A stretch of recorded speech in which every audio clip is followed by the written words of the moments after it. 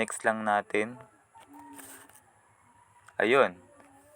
Kung mapapansin nyo sa bandang itaas, yung Canorico, ayan, confirm na sila na ngayon yung kanilang electricity provider. Good day everyone, so welcome to my channel, Tortec channel. For today's video mga ka-Tortec, ibang tutorial naman ang ating gagawin. So kung bago ka pa lang sa ating channel, just click and subscribe na rin mga ka-Tortec. Kung nagustuhan mo ito, comment down below at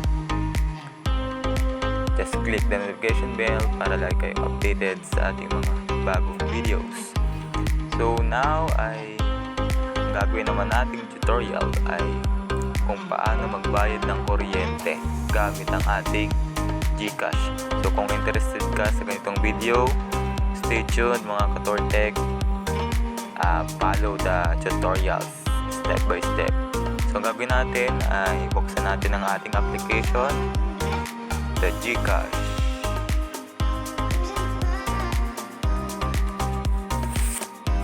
Yan, wait lang natin. Yan, pagkabukas. So make sure lang mga ka-Tortec na meron kayong GCash. Input nyo yung PIN nyo.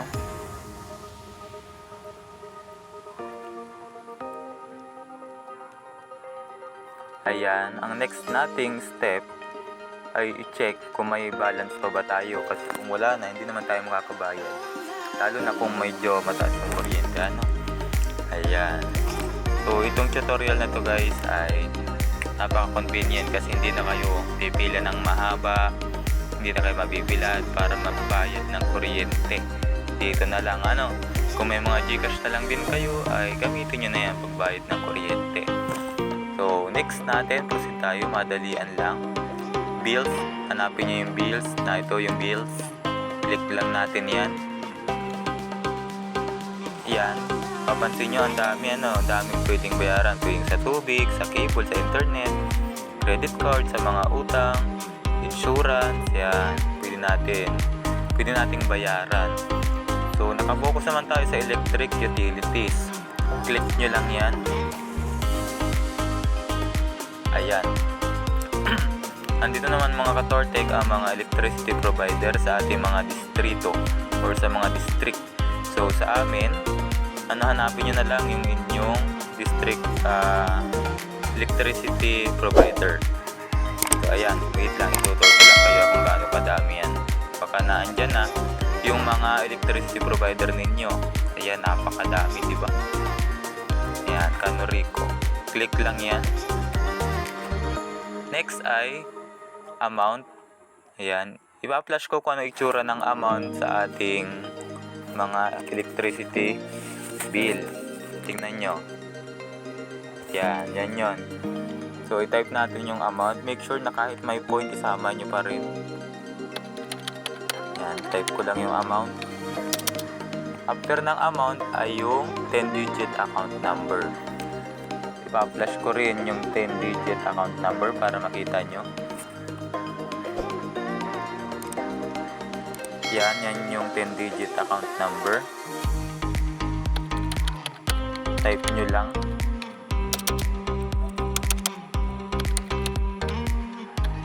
Account name, hanapin yung account name. Ito ang itsura ng account name. Yan, type ko lang.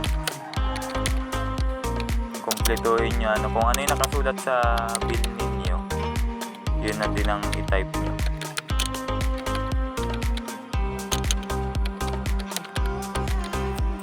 Email address ay optional. Ibig sabihin ng optional kahit wala na yan.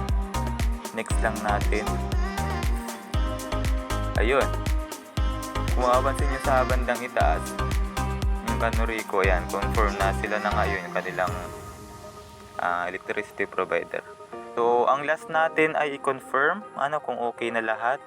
Ayan, 10-digit account number, account name, okay. Please note that several billers charge a service fee. So may service fee ito. So siguro mga 5 piso lang yung patong. Confirm natin yan. So comment down below lang guys kung ginagawa nyo rin ito, kung magandang gamitin, at napaka-convenient naman talaga. Confirm na natin.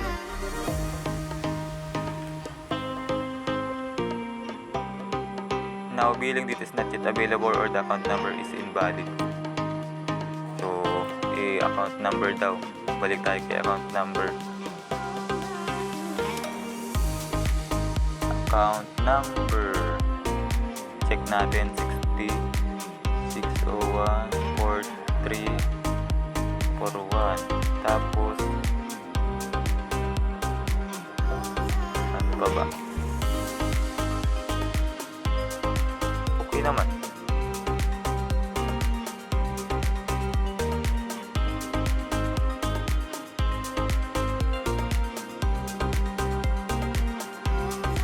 Okay, hindi pa naman daw available yung new billing data is not yet available. Kung tama naman yung account number nyo, so now billing is not yet available, so hindi pa panahon para magbayad, something ganyan, ano. Ayan, papakita ko rin naman kung kailan pa ang due date nito. Ayan, pero yan, ko-confirm nyo na lang mga Katortek is okay na yan. Kung may natutunan ka sa ating tutorial at kung nagustuhan mo ang video na to, just like, subscribe, and click the notification bell para lagi kang updated sa mga bago nating video. So, God bless and bye-bye!